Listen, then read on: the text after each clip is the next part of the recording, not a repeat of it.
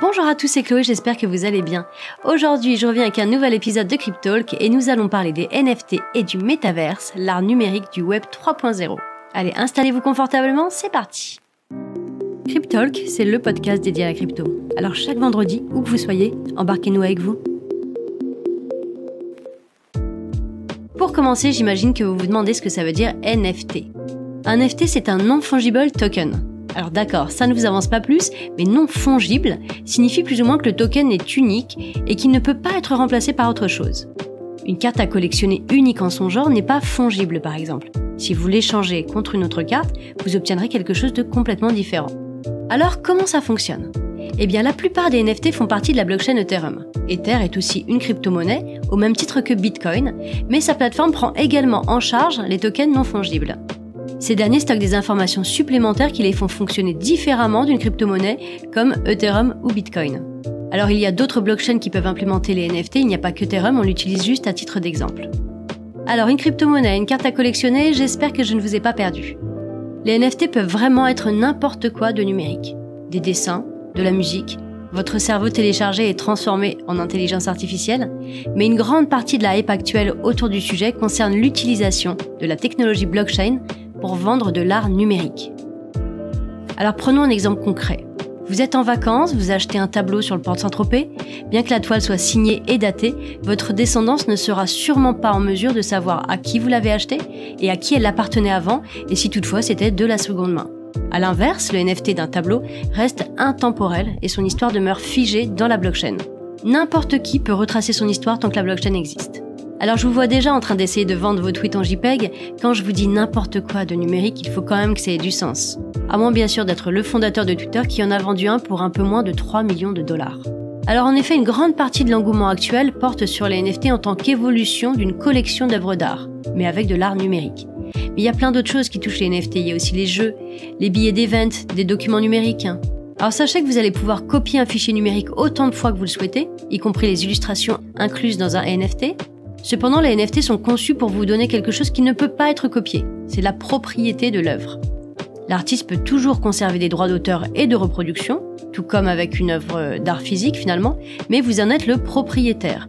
Et pour parler en termes de collection d'art physique, n'importe qui peut acheter une copie d'une œuvre de Picasso par exemple, mais une seule personne peut posséder l'original.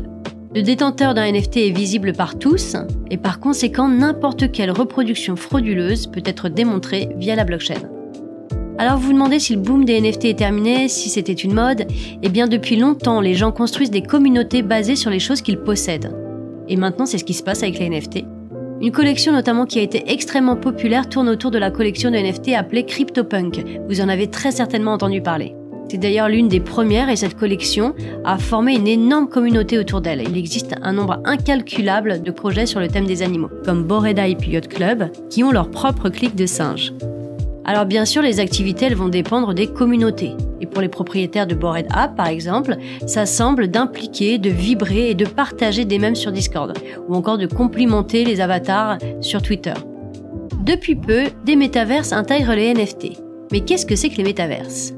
Le terme métaverse a été inventé par Neal Stephenson dans son roman Snow Crash de 1992, où il fait référence à un monde virtuel en 3D, habité par des avatars de personnes réelles. Alors en pratique, le métavers c'est juste un monde virtuel parallèle dans lequel vous allez pouvoir interagir avec d'autres personnes. Le terme métaverse, il est également utilisé pour décrire une plateforme virtuelle qui répond à certains critères. Alors tout d'abord, un métaverse doit regrouper un ensemble de fonctionnalités qui utilisent des services web plus anciens et des activités du monde réel. Ensuite, ils doivent être constitués d'infographies en 3D qui évoluent en temps réel et des avatars qui sont personnalisables.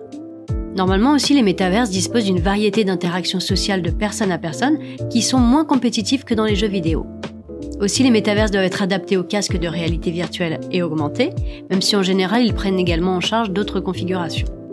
Et enfin, pour terminer, un détail qui n'est pas des moindres, il doit être lié à des systèmes économiques extérieurs, afin que les gens puissent profiter de leurs biens virtuels. Et là, quand je vous dis biens virtuels, normalement, ça doit vous faire écho et ça doit vous faire penser aux NFT qu'on a vu tout à l'heure. On a vu tout à l'heure que les NFT sont un moyen d'enregistrer un bien virtuel spécifique. Création et transfert de biens virtuels sont un élément majeur du métaverse. Donc les NFT sont une architecture financière qui sont potentiellement utiles. Pour faire simple, si vous achetez une chemise virtuelle sur une plateforme métaverse X, Les NFT peuvent créer un reçu et vous permettre d'échanger cette même chemise dans un métaverse Y. Vous trouverez un grand nombre de concepteurs de NFT qui vendent des avatars à collectionner, comme CryptoPunk dont j'ai parlé tout à l'heure, vous avez également Cool Cats, et ces collections sont à vendre pour des sommes astronomiques. Alors à l'heure actuelle, il s'agit principalement d'œuvres d'art en 2D, qui sont utilisées comme photos de profil sur les réseaux sociaux, mais on assiste déjà à des croisements avec des services de type métaverse. La société Polygonal Mind, par exemple, a construit un système appelé Crypto Avatar, et ça permet d'acheter des avatars 3D en tant que NFT, puis de les utiliser dans plusieurs mondes virtuels. Il y a également The Sandbox qui est très complet, mais je pense qu'on prendra un moment pour en parler lors d'un prochain podcast. Et voilà, ce podcast est maintenant terminé, j'espère vraiment qu'il vous aura plu. N'hésitez pas à liker si vous êtes sur YouTube et à mettre en favori si vous êtes sur une plateforme de streaming. Moi je vous souhaite un très bon week-end à tous, je vous dis à vendredi prochain, c'était Chloé de Filming.